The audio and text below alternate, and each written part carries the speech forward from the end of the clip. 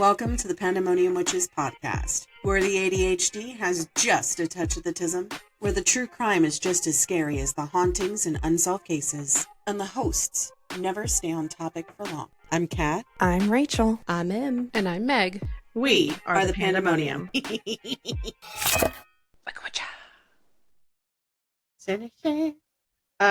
morning. Good morning. We've had an eventful morning. Oh, I heard, but yeah, for both of us.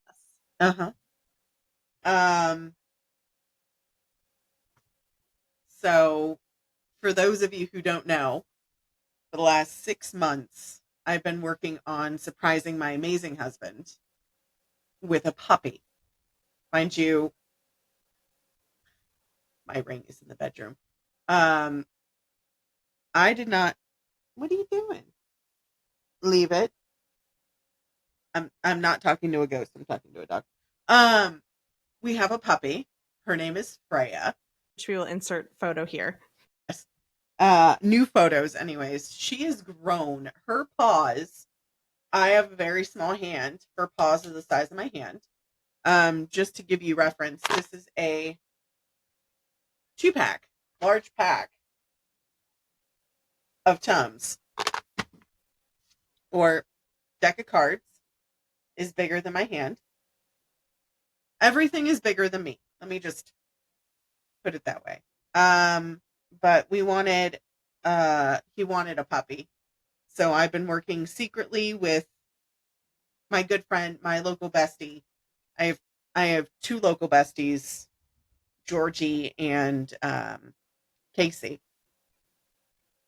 When I tell you, I tried to talk you out of getting specifically a puppy.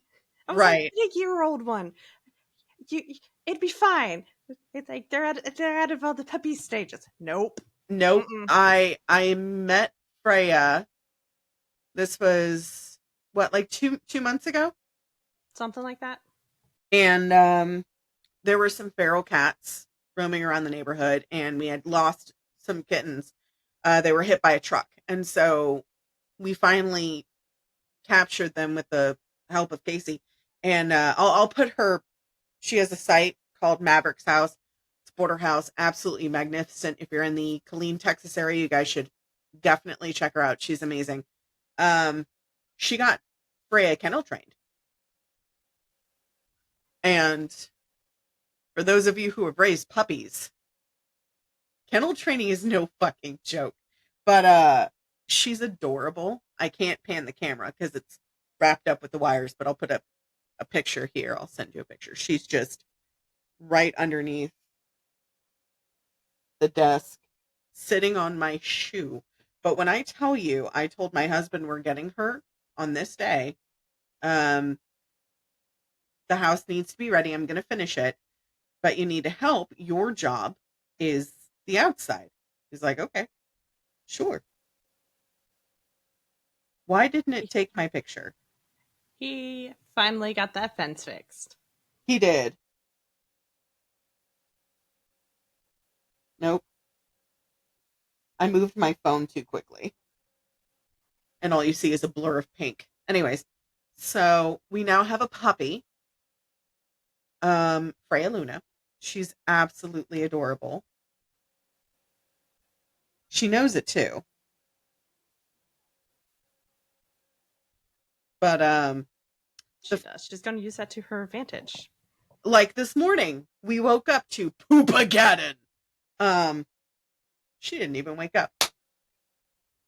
So, for those of you who are first-time parents, know what Poopageddon is. Those blowout diapers. Those blowout diapers. Man, when I tell you,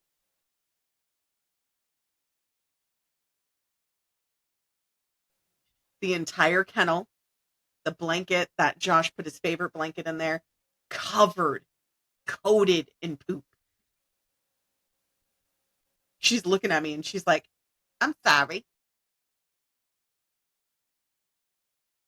But anyways, I'm washing it again. We have reusable paper towels, so I just use those. I got him in a sanitation wash right now, so we're sanitizing that. And we're going to go see him at work here in a little bit. But today we're recording episode. Do you know what today's episode number is? Be something.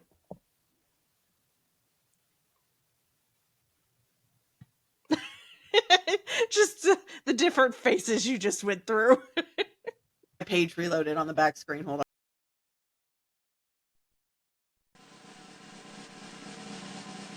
Episode 95. That's right, 90 something. I knew that much. I mean, 95 episodes. And we have our 5 left. and we got our 100th episode. Do you know what day it's going to be on?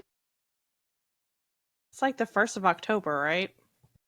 Yes, the first day of October, which is October 3rd. So it's not going to be like the actual 1st of October, but it's going to be the first day of the haunting month of October, which we used to call Spooktober, but we can't use that word because it's racist. So we have decided to come up with a new name for October. Still working on it. We will gladly take suggestions, though. 100%, 100%. So if you guys have any suggestions, please let us know in the comments. We do have updates. But yes, we do. How many followers do we have, Rachel? On Spotify, we have finally reached triple digits. Big ol' 100.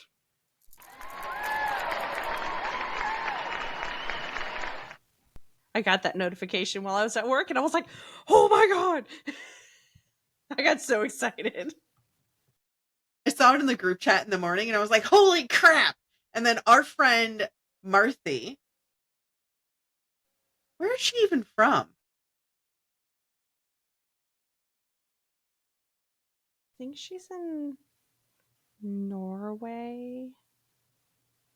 I'm gonna feel like she's over there, the Danish area. Finland, Denmark.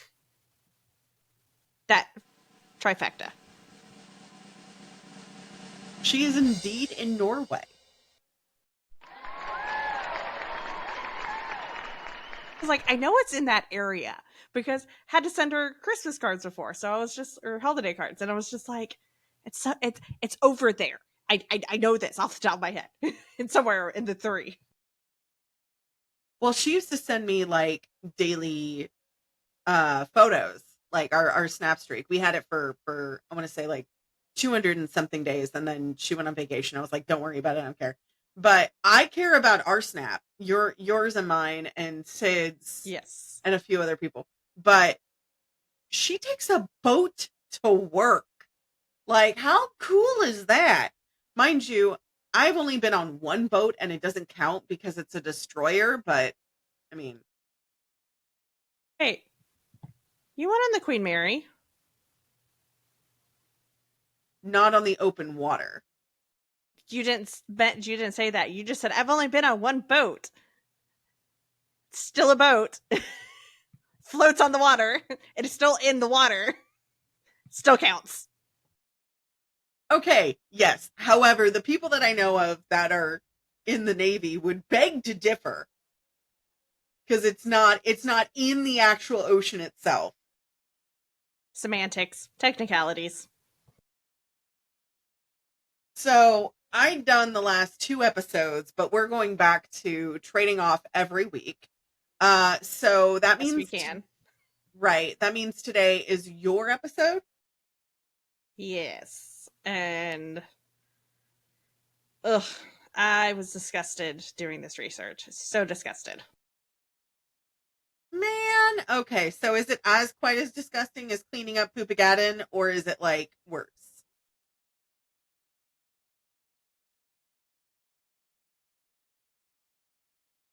It's not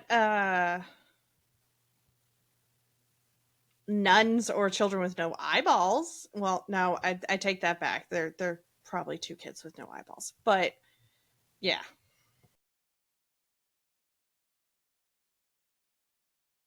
Oh, Before we wait, get technically 3. Sorry. Forgot about one of them. before we get started, as always, we'll insert a trigger warning. This is a Pandemonium Witches podcast trigger warning. The following episode contains graphic violence and gruesome depictions. Listener discretion is advised. Do you have your hydration stations set up? I'm out of coffee. Do you have yours? Yes. I just showed it. I was. But also, make sure you take your meds. Yes. Have you taken your meds yet? Yes. I took them as soon as I got home. I was on the phone with you when I took them. I'm saying to our listeners, we do have listeners that do talk back to us. That's fair.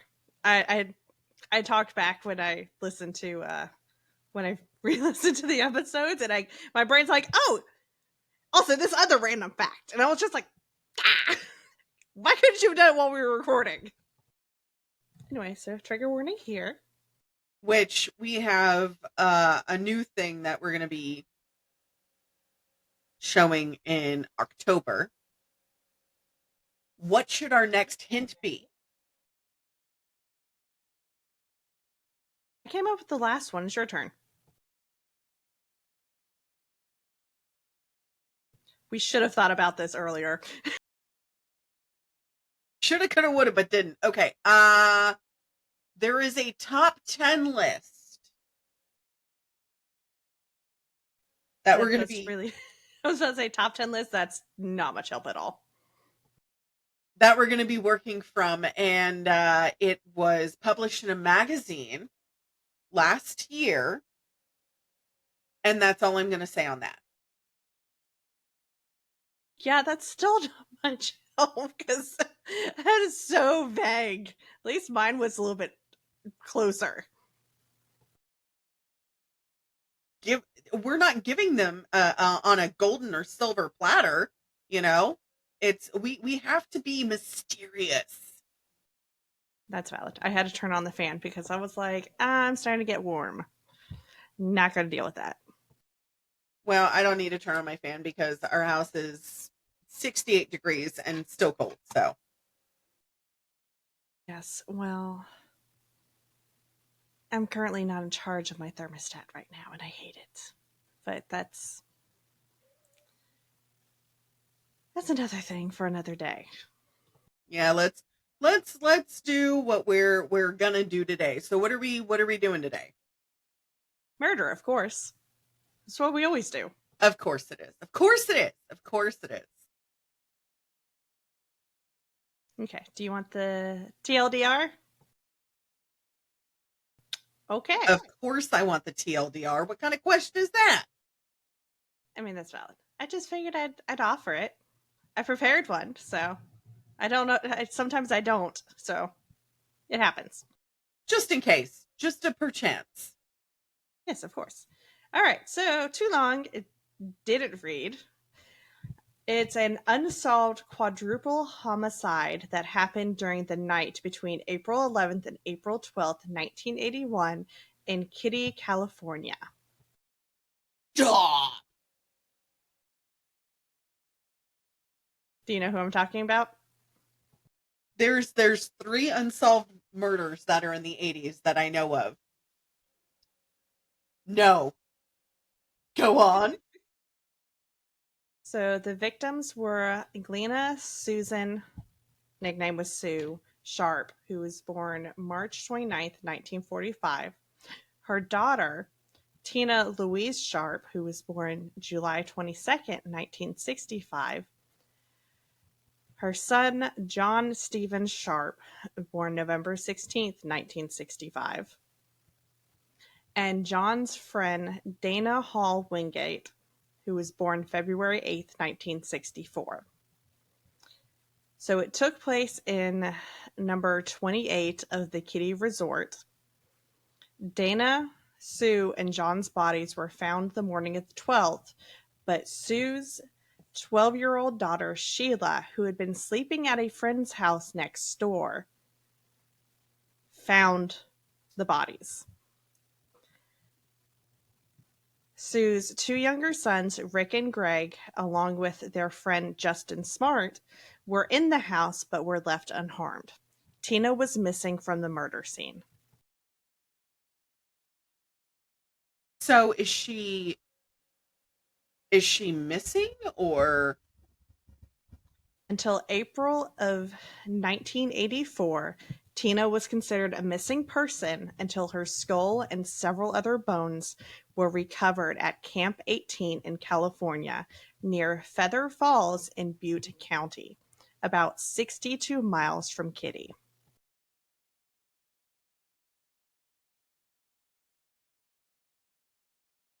she was too stunned to speak?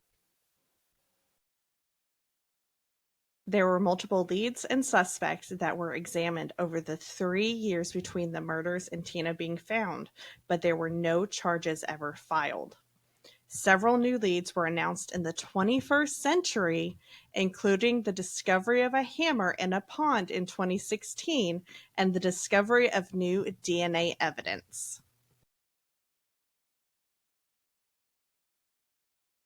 We talked about it on that one episode about how DNA evidence is making a breakthrough, especially in the cases from the 40s to the early 90s to mid 2000s.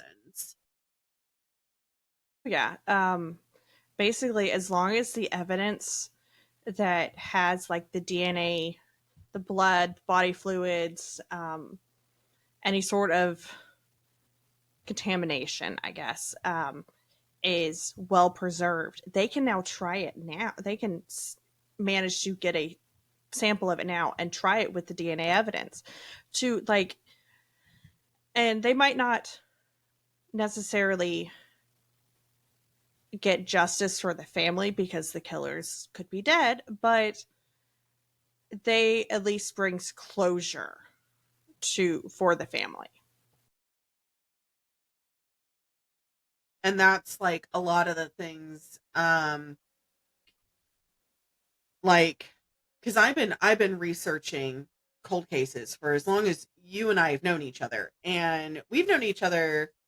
I've known Katie going on almost 14 years, which means you and I have almost known each other roughly around 10 years, because I It's knew like her. 11 or 12. Yeah, so it's so, I mean, stuff like this kind of gives me hope, especially for, I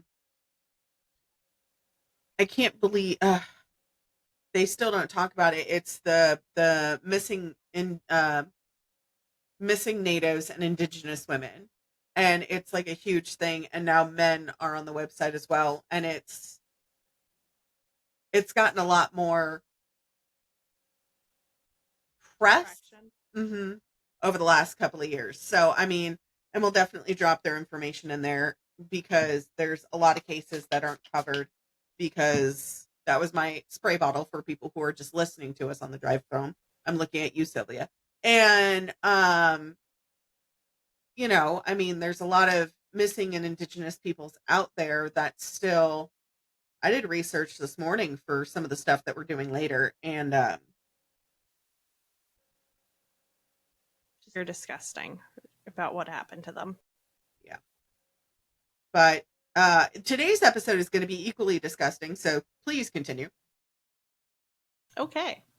So, in July of 1979, Sue, along with her 5 kids, left their home in Connecticut after separating from her husband, James Sharp.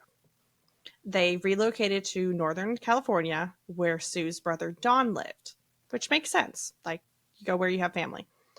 So once they got to California, Sue rented a small trailer that was formerly occupied by her brother at the Claremont Trailer Village in Quincy. The following fall, which was about 1980, she and the kids moved to number 28 in the rural Sierra Nevada railroad town of Keddie. So the place they moved into was a lot larger than the trailer that they were in, and it had become available when the Plumas County Sheriff Sylvester Douglas Thomas vacated the property. So Sue was there with her 5 kids. So you had John, who was born November of 65, Sheila, who was about 14 years old at about this time. I couldn't find a birth date for her. Tina, who was born July 22nd, 1968.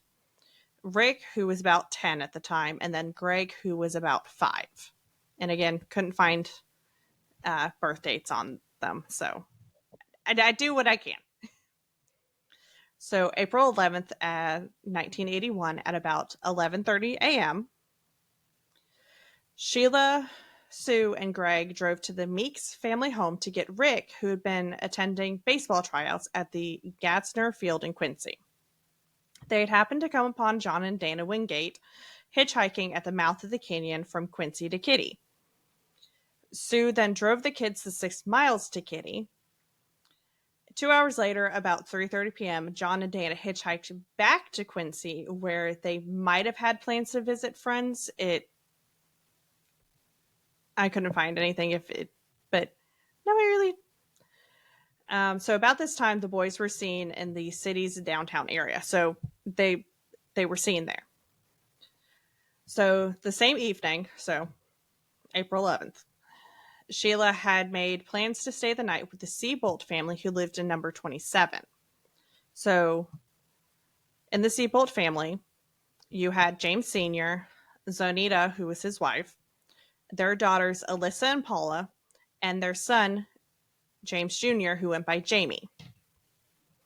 So Sue remained home with Rick, Greg, and then their friend, Justin Smart. Sheila left the house at about 8 p.m. to go next door. Tina, who had been at the Seabolt home watching TV, returned home after asking what time it was at 9:30.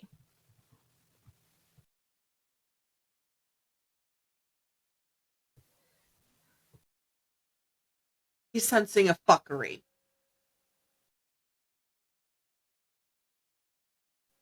Go on. So on April 12th, Sheila returned home to discover that her mother, brother, and brother's friend were murdered in the living room.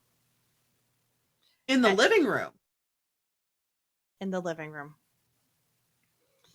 At 8:05 a.m., the sheriff's dispatch received a call from Jan Albin, who was the co-owner of the resort. She had reported the possibility of a homicide in cabin 28 because the Seabolts didn't have a phone. So somebody from that cabin had ran to the lodge to report the crime to have they called in, because Sheila, as soon as she saw the bodies, booked it back next door like a smart kid.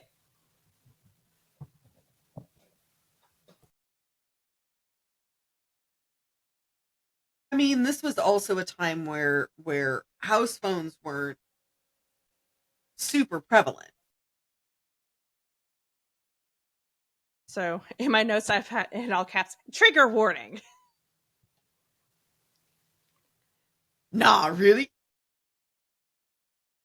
So Sheila had found, so after she saw the living room, she then found her 2 younger brothers and their friend unharmed in an adjacent bedroom.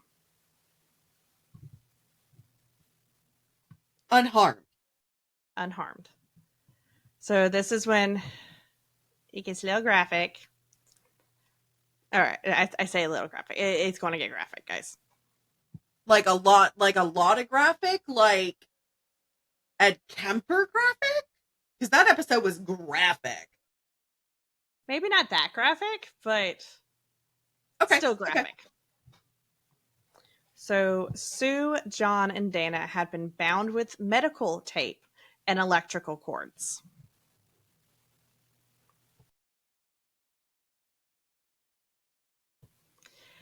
Tina wasn't found in the home and was considered missing. So, like I mentioned, once Sheila had found the scene, she ran back to next door, and Jamie was able to get the boys out of the house through a bedroom window in order to not let the boys see the scene in the living room. So probably took him out the window, like I just said that. Bedroom window, yes. you know what I mean, um came to the window, like came around the side of the trailer before they even did, looked in the front, closed the front door, went around the side, took the okay, I'm putting in what you're.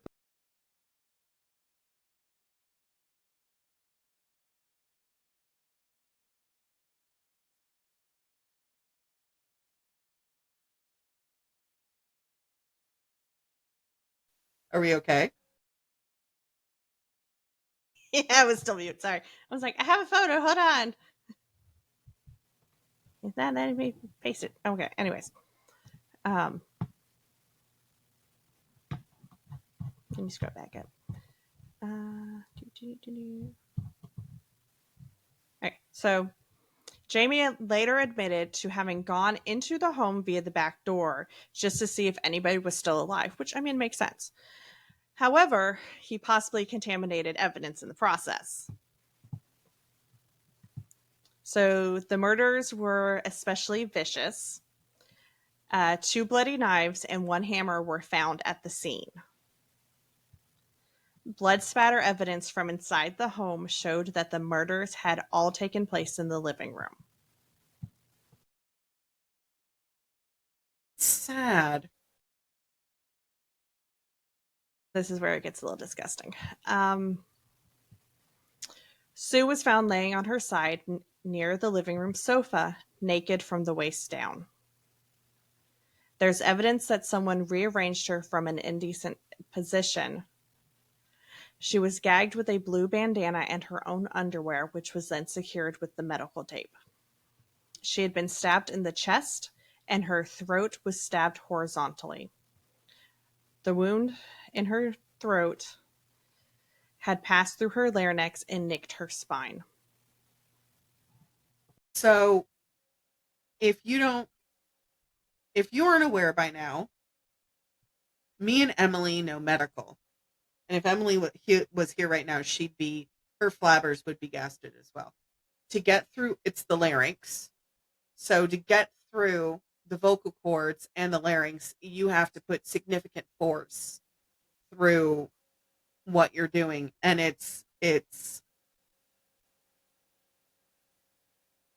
I'm really glad I'm going to go see my husband for lunch. Can I just say that? Yes, I just messaged you a picture of the backside of the house. That was how they got the boys out. Okay, so I can see it. That type of trailer is like a stack wide. Yeah, they called them the cabins.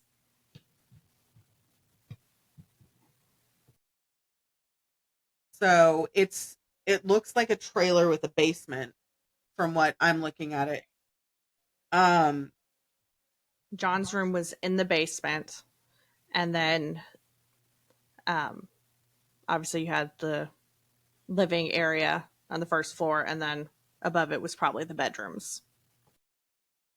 Freya is now in between my footstool, the one that you purchased me, and the wall. Oh, She now just moved so I can see her head. But so for those of you who know California, it looks like one of the Tahoe houses. So a developer out in Tahoe had built a bunch of these houses to help with drainage when it when the snow melted. So that way you wouldn't stay on the first floor, you would stay on or the basement, quote unquote basement floor. You would stay on the first floor, and the basement floor would where storage would be.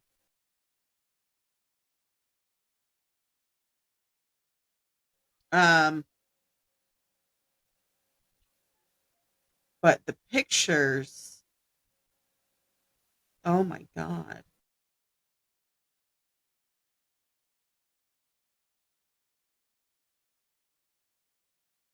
I just went ahead and sent you the rest of my photos.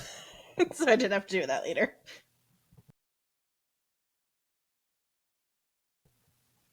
Okay, so continuing on. On the side of Sue's head, there was an imprint that matched the butt of a Daisy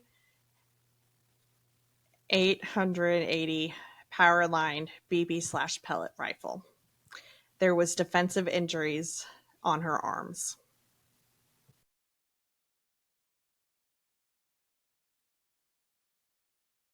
I think I'm going to be sick.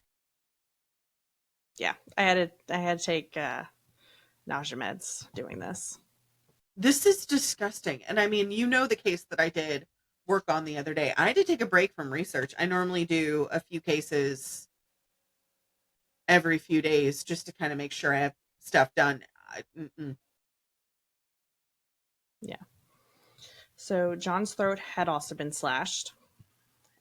He was found closest to the front door and was laying face up with his blood-covered hands bound together securely with the medical tape. Dana had multiple head injuries and was manually strangled to death. He was found on his stomach with his badly damaged head resting partially on a sofa pillow. His ankles were firmly tied with an electrical cord that linked him to John, whose ankles were also bound.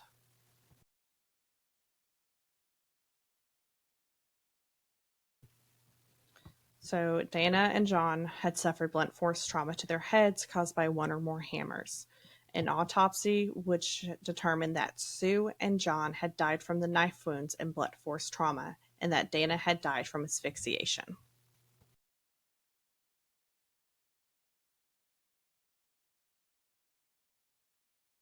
You muted. Just to make clear, this is still unsolved, correct? Okay.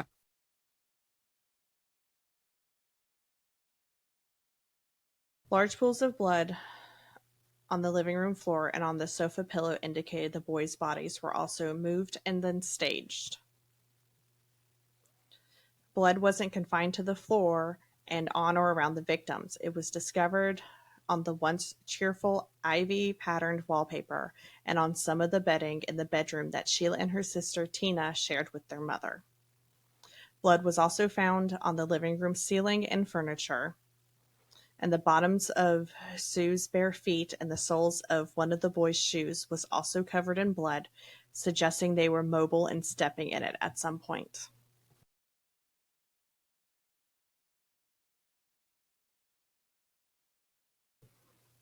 Blood was also discovered on both bedroom doors and outside on the handrail of the steep back stairs. So that's probably where the killers left.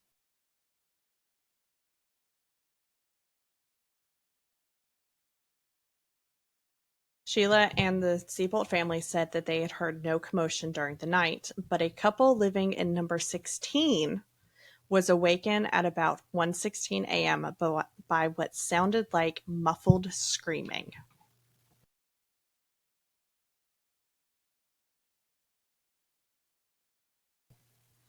Justin's stepfather, Marty Smart, who was a neighbor and a main suspect, claimed that a claw hammer had inexplicably gone missing from his home.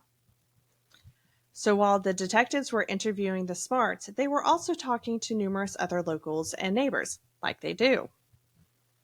Several, including members of the Seabolt family, remembered seeing a green van that was parked at the Sharks' home at about 9 p.m. that night.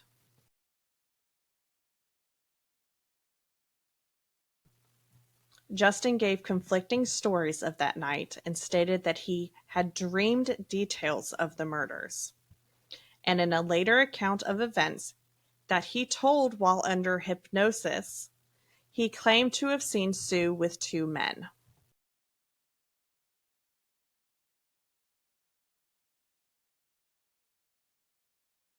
Remember this case.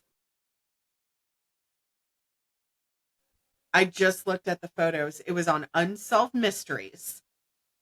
And Listen, that was our Because of crack, course it was. right? It was our crack growing up, man. I mean, like, it. Hey, like, to enforce the whole, make sure you're home by the time the streetlights come on. Here, let's watch these unsolved murders to scare you, to give you trauma to the point that you will listen. Did I listen? No. But I mean, besides the point, okay? I never listened to anybody unless it was Abuela because she put the fear of God into anyone. But that's like most Latin grandparents. Anyways, I just That's very true. I just looked on Reddit and there's a whole thread. Hold on. Okay. Interesting.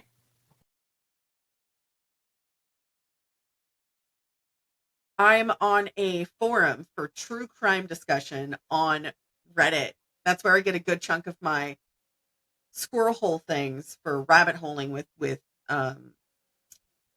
Holly. And I flagged this as to look at later. So you already did it. It was on my list of murders. My bad.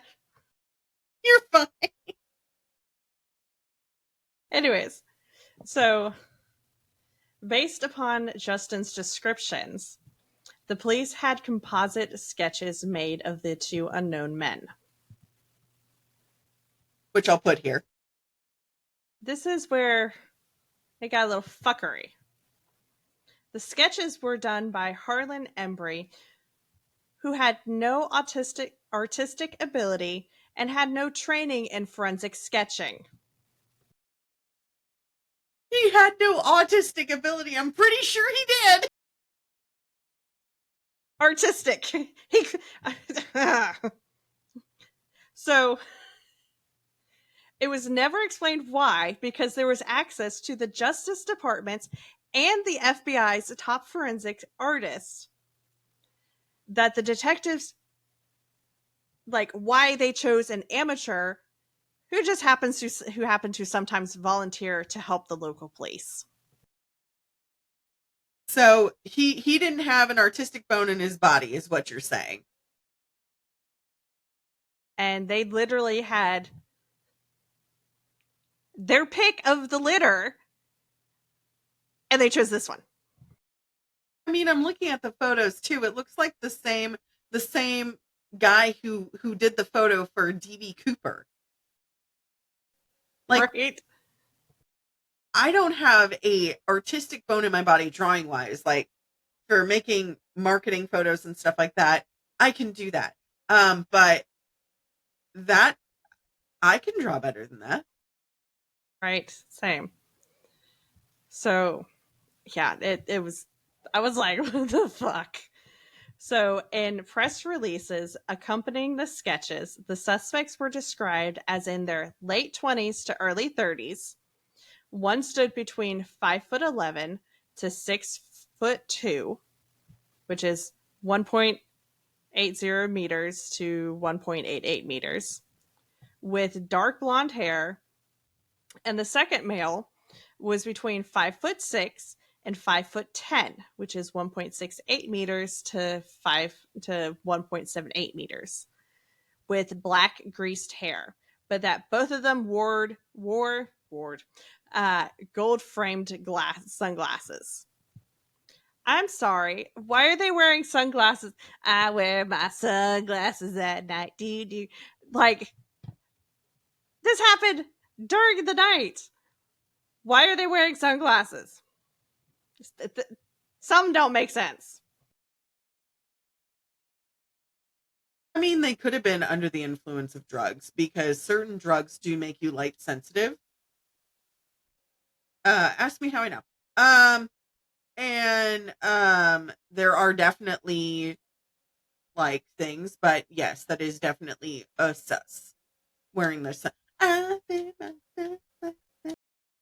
So, rumors regarding the crimes being ritualistic or motivated by drug trafficking were dismissed by Plumas County Sheriff Doug Thomas, who stated in the week following that the murders were that neither drug paraphernalia or nor illegal drugs were found in the home, because of course they weren't. Sue was a mother. Well, granted, that never stopped other mothers before, but she had 5 kids. Like, she was trying to just do the thing. She was doing the single mom thing, but like trying to raise her kids. So, are you ready for the recovery of Tina? Yeah. Okay. The eye roll So, wasn't for you. The eye roll was not for you. The eye roll was for, I had Poopagadden this morning. I had those text messages we didn't discuss. And yeah. those text messages we will discuss later. So, Tina's disappearance was initially investigated by the FBI as a possible abduction because she was missing, so the FBI got involved. Although it was reported on April 29th, 1981, that the FBI had backed off the search as the California State Department of Justice was doing an adequate job and made the FBI's presence unnecessary. Wait a minute. Okay, hold on. Let's stop, pause, rewind.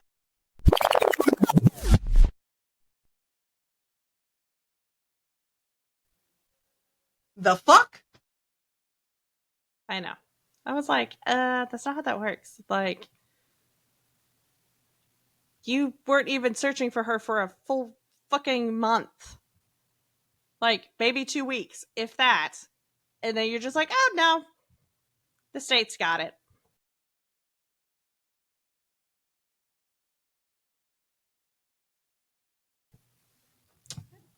So on April 11th, 1984, which was the 3-year anniversary of the murders, a bottle collector discovered the cranium portion of a human skull and part of a mandible at Camp 18 near Feather Falls in the neighboring Butte County, roughly 5 miles, 8 kilometers from Feather Falls, California.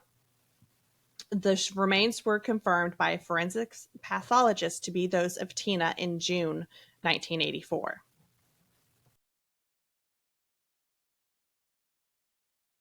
Makes me think that she didn't even survive the night. She most likely didn't.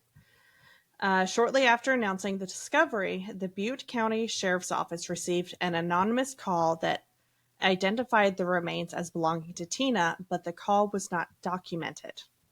A tape containing a recording of the call was found at the bottom of an evidence box at some point after 2013 by a deputy who was assigned to the case, which I will go further into in a little while.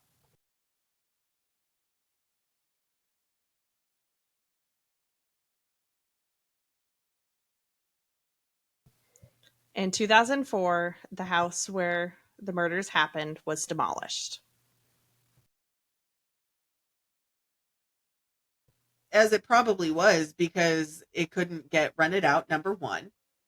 And number two, it probably had so much, and I know I've talked about this before about like negative energy just staying. It was probably a reloop where the people who had died there were just experiencing the trauma repeatedly over and over and over again. And also, like, because, they're older happened, so it was probably all hardwood, and you can't get blood out of hardwood. It, like, you might get,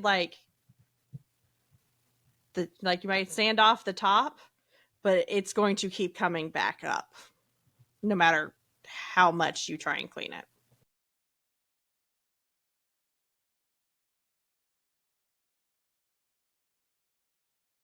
I hate you, but keep going.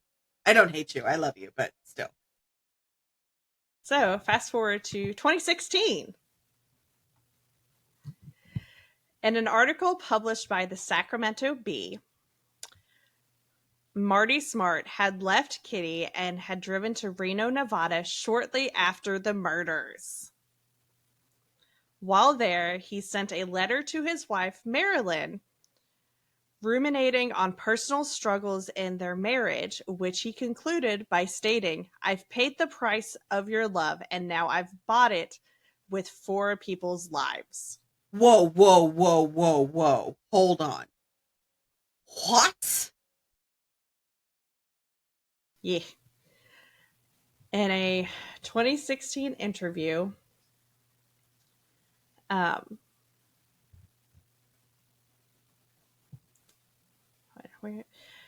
Plumas County Special Investigator Mike Gamberg stated that the letter was overlooked in the initial investigation and was never admitted as evidence. He later criticized the quality of the initial investigation, stating, "You could take someone just coming out of the academy and they would have done a better job." A counselor who Marty regularly visited also alleged that he had admitted to the murders of Sue and Tina, but claimed, "I didn't have anything to do with the boys." He also allegedly told this counselor that Tina was killed to prevent her from identifying him, as she had witnessed the whole thing.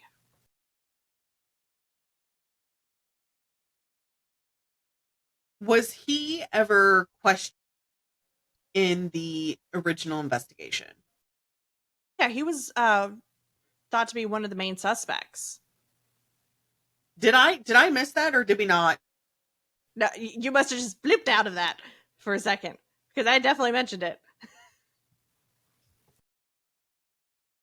Also So another, accidentally I accidentally the footstool moved and it accidentally dropped on her. So I skipped out on that whole part. I apologize, but I didn't want to hurt the baby. no, it's okay. Like I was going to say, you go first. You go first. So John Bobitti, who was another suspect, who was in the same neighboring cabin as Smart, allegedly had ties to organized crime in Chicago, and he died in 1988. Stop it. So there was some thoughts that because of him, that the family was murdered due to the mob, organized crime, whatever. Um, it got debunked basically because they're like, no, they would have cleaned up after themselves. They would have. It's I Especially organized crime in Chicago, they clean up their messes unless they're making a point, and then they just leave a little present. I've watched way too much true crime. Now same. I know. So, March 24th, 2016, a hammer matching the description of the one Marty had claimed to have lost was discovered in a local pond and was taken into evidence by Mike Gamberg. Plumas County Sheriff Greg Hagwood, who was 16 years old at the time of the murders and had known the Sharp family, stated the location it was found, it would have been intentionally put there. It would not have been accidentally misplaced. Mike Gamberg also stated that at that time, 6 potential suspects were being examined. So in April of 2018, Mike Gamberg stated that the DNA evidence recovered from a piece of tape at the crime scene matched that of a known living suspect. He had the DNA for several years, but it wasn't until recently that he obtained the needed samples and found the match.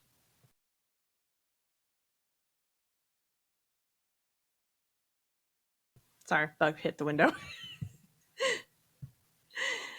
Until now, lack of fingerprints and identifiable DNA left at the scene by the perpetrators had stymied investigative efforts because they didn't have the technology like we do now. Right. So those who were inside the cabin for the murder were somewhat prepared, according to Mike. Every bit of evidence that can still be recovered is important to the case, he said, as he continued to search for leads and re-interview anyone linked to the murders. In recent interviews, both Mike and Greg said that the sheriff's office and the California Department of Justice blew it in 1981. That leads weren't followed through and evidence wasn't checked, and some of the evidence was ignored.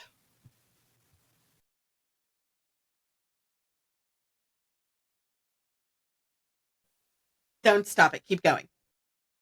I was like, I know you said stop it because I could read your lips, but you were muted. Whoops, my bad. It's okay. So DNA might still be retrievable from the evidence collected at Cabin 28 if it hadn't been compromised, and DNA testing facilities are notoriously backlogged. Mike said he was fortunate in that he was able to get his piece of DNA processed in a timely manner. He also said that much of the physical evidence taken from the cabin was still in storage. This included the living room carpet, wallboard, and other items marked with blood and other potential evidence. The problem there is that it's become disorganized. On? Nail biting?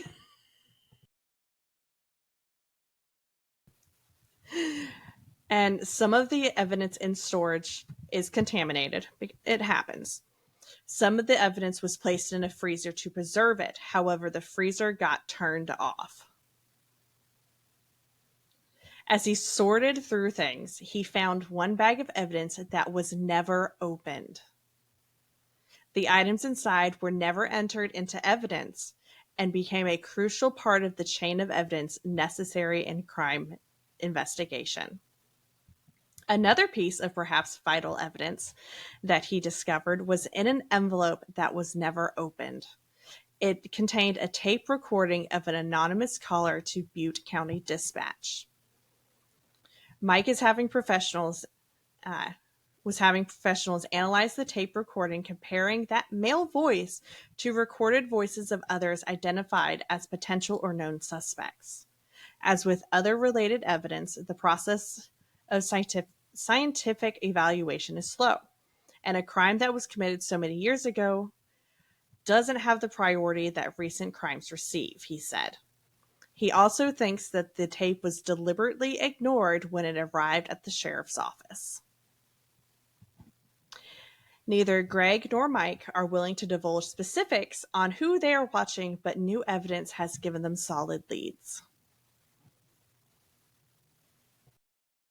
Are these the leads from some of the forums that I did read on this case? One of them was the guy that they talked about earlier, Martin, and his friend.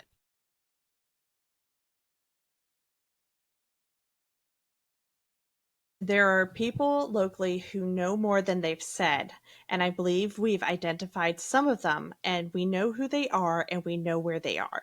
And I have every confidence that they either participated after the fact or they have firsthand information. It's obviously a worthwhile pursuit. There is not an expiration date on homicides, and to the extent that we have surviving siblings and family members, it is our fundamental obligation to them to understand who did this and why, Greg Hagwood said in 2016.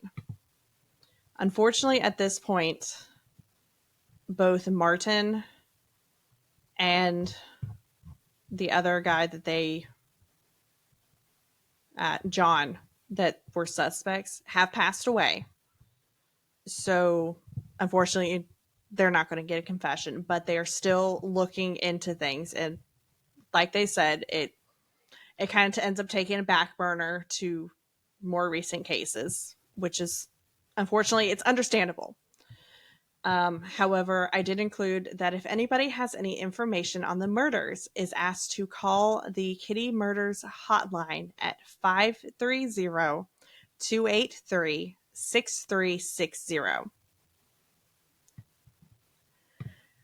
Um, so I found some information about the pellet rifle that had left the imprint. The Powerline models are Daisy's more powerful, more accurate line of air guns, which were marketed to ages 16 and up because they still have a kick. The rifles included multi pump pneumatics and spring piston brake barrels, have rifled barrels designed for shooting pellets, and are capable of greater velocities than the youth rifles. The Powerline pistols are multi-shot double-action designs powered. This is more recent, which are now powered by CO2 powerlets or spring pistons. The BB models are smooth bore, while pelted models have rifled barrels. They are styled to resemble firearms and are often used by adults in place of firearms for inexpensive training and practice, or in jurisdictions where firearms are heavily restricted or prohibited.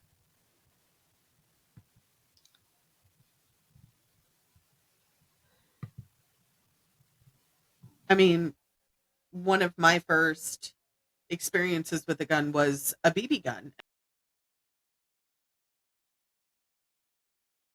So I was just going back through one of the articles that I used. So remember how I said that the perpetrators were somewhat prepared?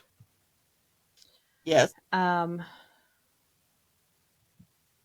so the medical tape was brought along, obviously the weapons. They never recovered the pellet rifle, and that both Greg and Mike believed that it was possible as many as 6 people were involved in one capacity or another in the murders or the cover up.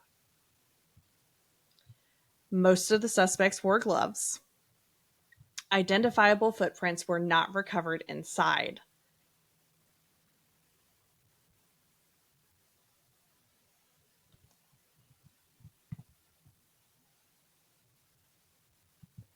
Also, John and Dana were in Quincy that night and had caught a ride home somewhere between 10 p.m. and 1 a.m. It's also a mystery as to who gave the teens a ride home, but Mike has identified the individual and has interviewed her. I was not able to get that information. Because it's still considered an ongoing investigation, even though it is, yeah, even though it is cold. A lot of the cases that I was working on that I had to stop working on because I gave the information to Holly and she reopened the case, I don't think I'll be able to talk about it for quite some time because it's now reopened and reactive.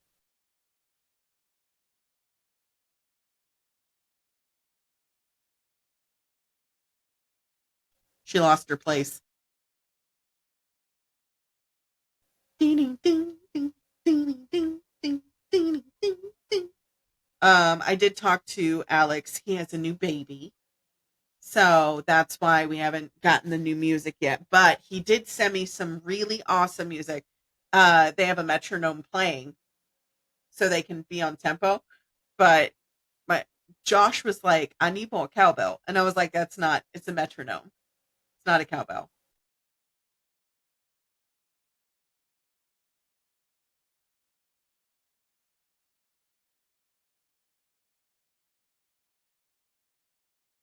Marty's friend, that was from Chicago, he had at least 2 known aliases as Bobby Lake and John DeSantis. Um, according to the Keddie 28 online site administrator DMAC, who has been heavily investigating the murders for many years. He had also shared some important information with the sheriff's office. Um, although they and Mike have some differences of opinion of what happened, Mike has come to respect this administrator's work. Um, and apparently, for some reason, Department of Justice had an interest in John, according to Mike, and he wonders if the DOJ protected him.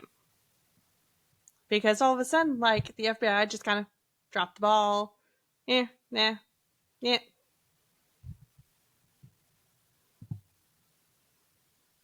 I mean, it could have.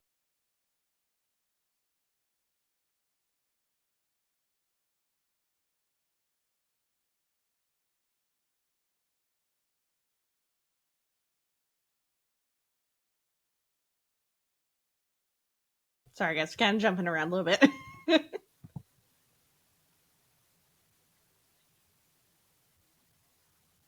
But yeah, so Mike was a basically a private investigator that was asked by Greg to take over the investigation. He's like, hey, I need help with this. Mike also knew the two boys. He was their coach in martial arts and other activities. And Dana had been at his house the day before he died. Because he taught the martial arts and was their coach. Like, I'm sure it was a pretty small town, so.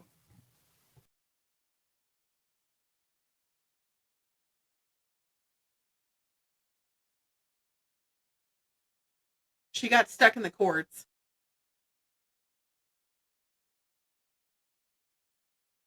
She's going to give me a heart attack.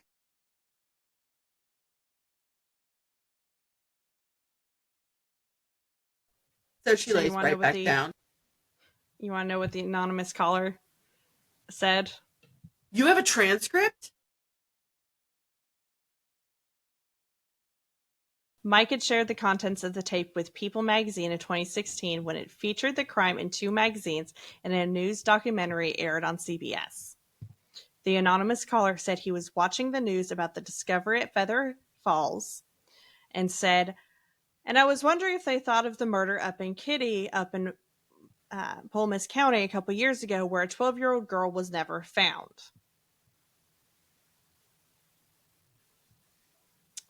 Although Marty and John had fled the county shortly after interviews with the DOJ, it's known that Marty allegedly lived in Paradise at the time of that phone call, according to DMAX research.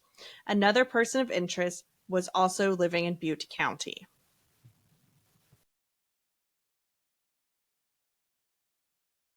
Thanks, I hate it.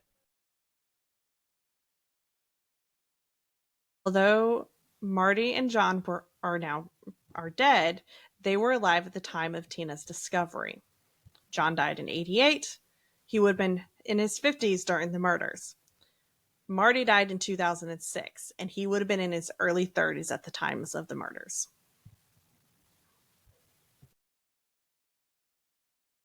So with the descriptions of the individuals, it sounds like it could have definitely been them. It really does. Just everything lining up and everything, it really seems like it was them, but you know, dead bodies don't talk, so they can't exactly. They can point you in the right directions, but that's about it. Unless you're walking Ouija board like Cat. I was gonna say, because I mean, like, my favorite thing that has ever been said on a mystery TV show like NCIS or CSI. We talked about CSI, that one, the one that was just published. Is that the dead don't talk to us. The dead talk to the investigators, the forensic investigators, the morticians, and of course, walking Ouija boards like myself. There have been plenty of times where I did work with the police on cases where I did have to sign an NDA, and it's not stuff that I can talk about even to this day because it's a 50-year NDA, which is great for them, bad for me. But some of the stuff that I saw, I wish. That was totally on your end.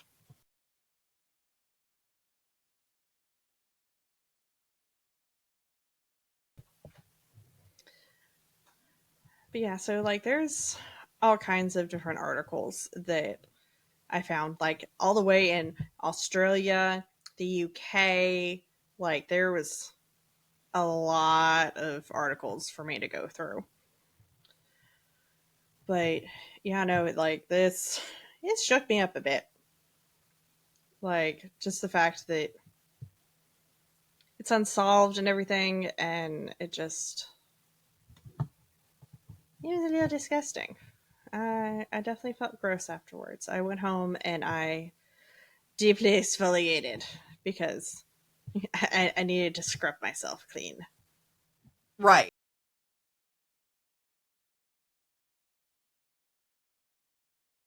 Do you want to see her?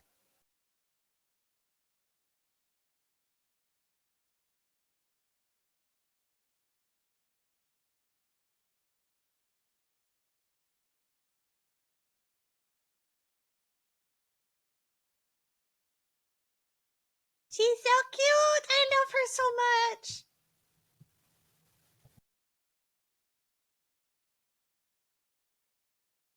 So where my lights are, she got stuck on that, and she had wrapped her neck, so I had to literally like, because I heard her go,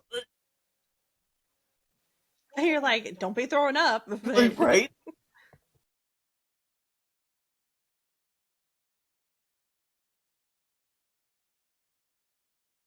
She's sitting right on top of it.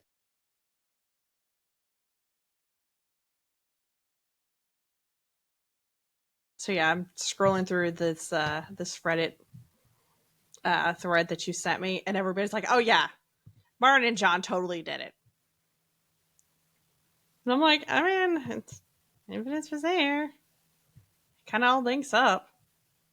And they're like, "Oh yeah, like freaking cops dropped the ball so much on it," and they really did. They did. Like fucking ridiculous.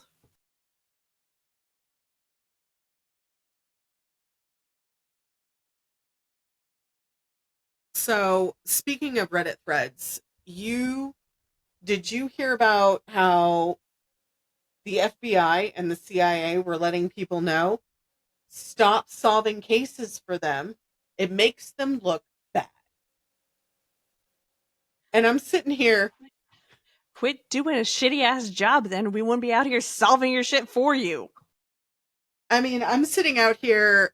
Rachel and I deep dive on these cases, and Meg does the hauntings and a few other things, which is amazing, and we love Meg. Em has a lot of stuff on her plate right now, so she doesn't do any research. But the research that we've done, the cases that I look into and that are not in my drive that Rachel can see, they're moved to a separate account because they're active investigations. Because I saw something and I let Holly know, or I let a good friend of mine know who's a cop, and he's like, "Yeah, you can't do that. I can't discuss it." And I'm like, "Shit." But I found all this information. He's like, "I need you to forward me that information." And I'm like, "Can you at least keep me posted?" So until there's only one case that I know of that is currently being investigated where they're arrested, they're behind bars. Once the case gets done with trial, then I can talk about that one. But there have been, what are you doing? She's licking my leg. Uh there are definite cases that if we research it and we find something, especially going through the Reddit threads and going through all of the stacks of information that we do in newspapers and all that stuff, you can, with the Freedom of Information Act, you can contact your police department too and get information on these cases. Stop it. You can get information on these cases. Um, but thanks, Rachel. I hated today. I hated absolutely researching it, so fair's fair. Rude. Bray says You'll it's get rude over it. too. I know. I will get over it. What are you doing? She's attacking my foot. She did her morning nap, so now it's playtime. Duh.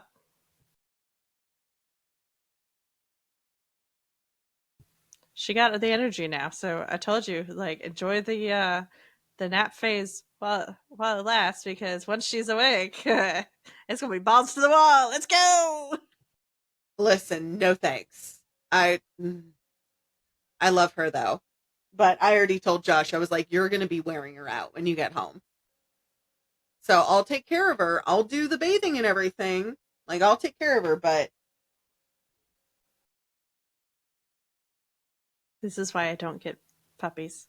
Year old or older. That a year old is my hard line, because then they added the chewing stage. Most most of the time, by that point, they're potty trained. They're no longer chewing on things, um, and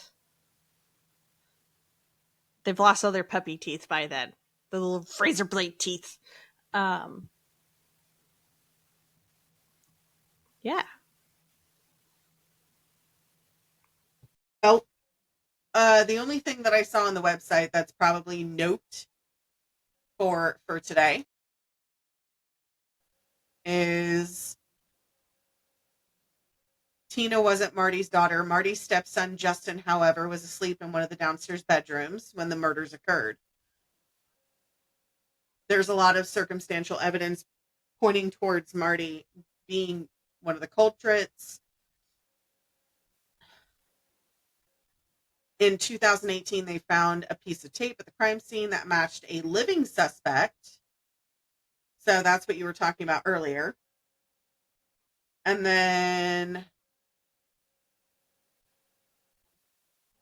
ooh, that's something we can cover another day.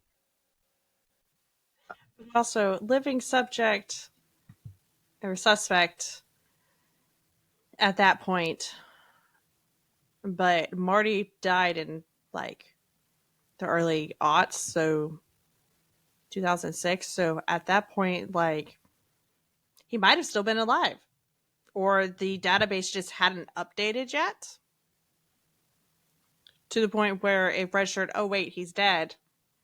Because sometimes it takes a little bit for the databases to get updated.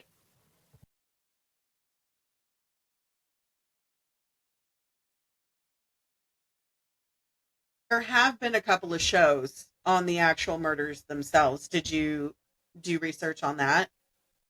I did not, but like I mentioned it, um, but I did not do much research on that. Like I did all of this in one night, and I was throwing it together.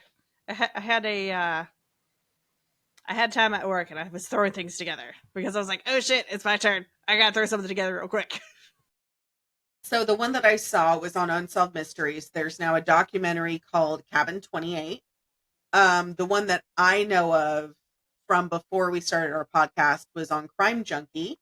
And of course, Unsolved, which is the BuzzFeed thing. They did Murder in Cabin 28. It's also, let's see here. The one in Cabin 28 was a 2017 survival horror film inspired by this case. And then there's also a couple of publications, one on ID Discovery, Investigation Discovery. People Magazine did a case on it in 2016. Um,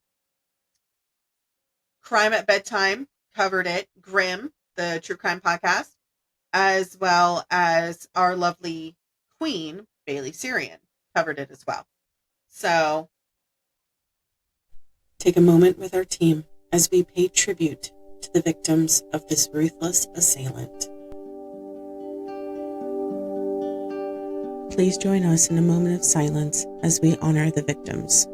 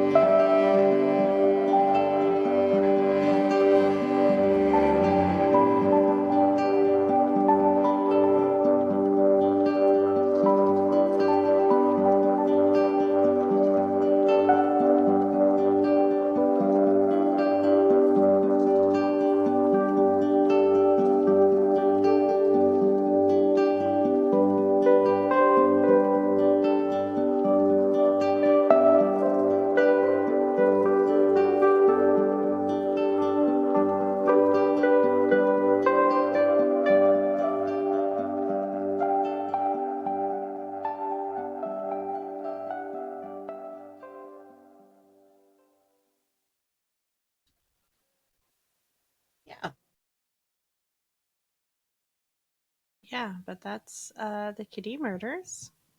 I absolutely hated researching this. I hoped you hated listening to it. I did. Thanks.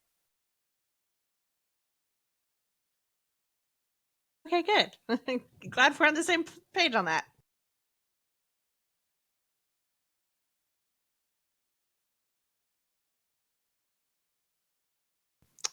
Lawnmower.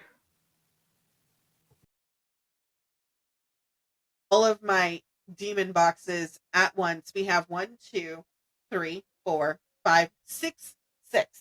They all went doom doom doom doom doom doom doom doom doom doom doom doom, one right after the other. So um No, thank you.